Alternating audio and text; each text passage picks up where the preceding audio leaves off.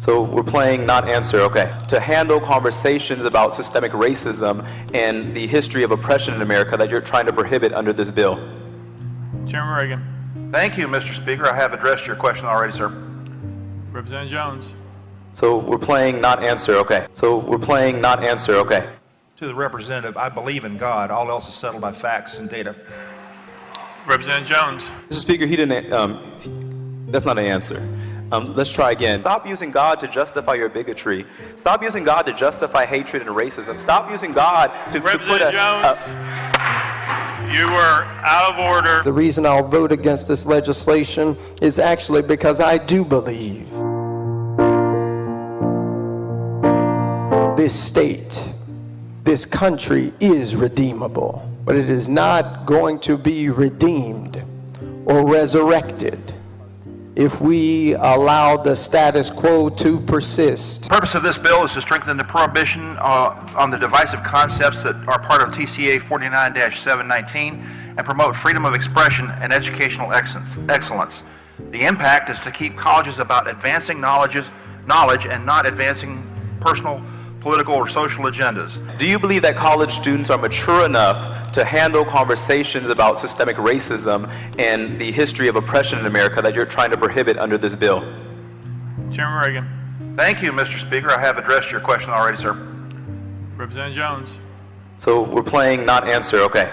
Representative Reagan, what type, you call this the freedom of expression bill, but it's prohibiting concepts from being discussed freely on college campuses, and it's instituting a rogue reporting process where students can report professors for teaching this list of 16, 17 issues. Can you explain the impetus for this bill? What is the origin? What motivated you to write this bill? It seems like it's based off of white fragility, fears of teaching the truth of history. What was your reason for writing this bill? Chairman Reagan. Thank you, Mr. Speaker. This bill was brought to me by a dean of college education who I worked with in addition to another university also contributed to this bill. That was my motivation, sir. Representative Jones. Can you name that person? Who asked you to bring this legislation?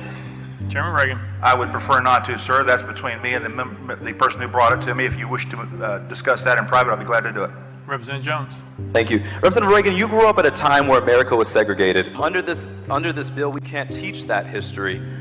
So I'm just trying to figure out how will we be honest about our history if you're prohibiting any concepts about America's racist history. It says here we can't talk about any type of unequal system that ascribe character traits, values, moral, ethical codes, privileges onto a certain race. You say that we can't talk about the history of struggle in America. Can you explain how we would talk about these issues and why you're so fearful about even college students discussing them? Chairman Reagan. Thank you, Mr. Speaker. Your assertion is incorrect, sir. It does not prohibit discussing these. Representative Jones. Representative Reagan, this is under prohibited concepts. These are things that, according to this bill, under present law, the following concepts are defined as divisive concepts. And under this law, there's a reporting process where students can report professors for teaching these concepts. This sounds like fascism. This sounds like authoritarianism. This does not sound like democracy or freedom. And so again, this bill is very troubling to anybody who believes in constitutional rights and who believes in America's promise of freedom of expression.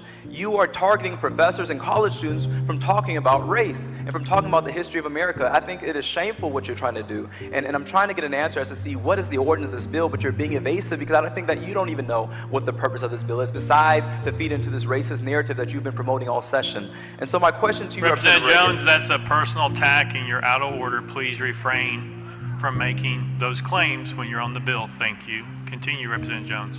Thank you, Mr. Speaker. It is not a personal attack. It's a matter of fact. Representative Jones, you made a direct comment to the representative accusing him of something that is a direct attack. I would ask you to refrain from doing that and stick to the bill, please. Representative Jones. Thank you. Representative Reagan, do you believe that it is racist to prohibit concepts on systemic racism in the history of America? Once again, my belief is in God. I settle other things with facts and data. The fact of the matter is, sir, this bill is not racist. It is not unconstitutional. Representative Jones. We keep bringing up God, but God says in Isaiah 10, woe to those who pass unjust laws that hurt the poor and rob them of their rights. And so stop using God to justify your bigotry. Stop using God to justify hatred and racism. Stop using God to put Representative Jones, you were out of order. You're out of order. That's the third time you've accused a member of doing something or being something on the House floor. This is a deeply concerning bill because it is continuing a pattern of practice that is harmful to all people. When you begin to attack education and educational institutions that seek to tell the truth about racism, sexism, these other quote-unquote divisive concepts, when you try to control what a person thinks, then you are assuming the role of God rather than allowing the freedom of thought that built American educational institutions. I'll read some of this bill because I've got some folks here from Memphis and folks who are watching who need to see what the Tennessee General Assembly is calling divisive in our time. An individual, by virtue of the individual's race or sex, bears responsibility for actions committed in the past by other members of the same race or sex. This is to prevent white folks in particular for being told they had anything to do with enslavement. This is an individual should feel discomfort, guilt, anguish, or another form of psychological distress solely because of the individual's race or sex. A meritocracy which does not exist because a society that committed genocide against Native Americans, enslaved black African American people for over 250 years, cannot be a meritocracy because we didn't all start at the same place. But you will not be able to say a meritocracy is inherently racist or sexist or designed by a particular race or sex to oppress another sex, despite the fact that in the United States of America's Constitution that we all swear an oath on, black people were considered 3/5 of a person. Only rich white men could vote, not women. But you tell us that those things we wouldn't be able to talk about if we operate business as usual and not do the work of justice. America is redeemable. The state of Tennessee is redeemable, but if we do not do the work of repenting through true education, by telling the truth, or as Memphian Ida B. Wells says, shining the light of truth upon our institutions and upon our lived experiences, which has made it much more likely for you to stand there than for me, if we do not tell the truth about our past and our present injustices. The state of Tennessee, the United States of America, will not be redeemed.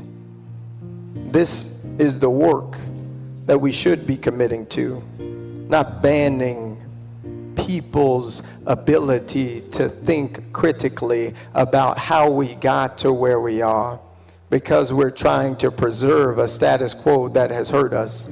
But I've got good news.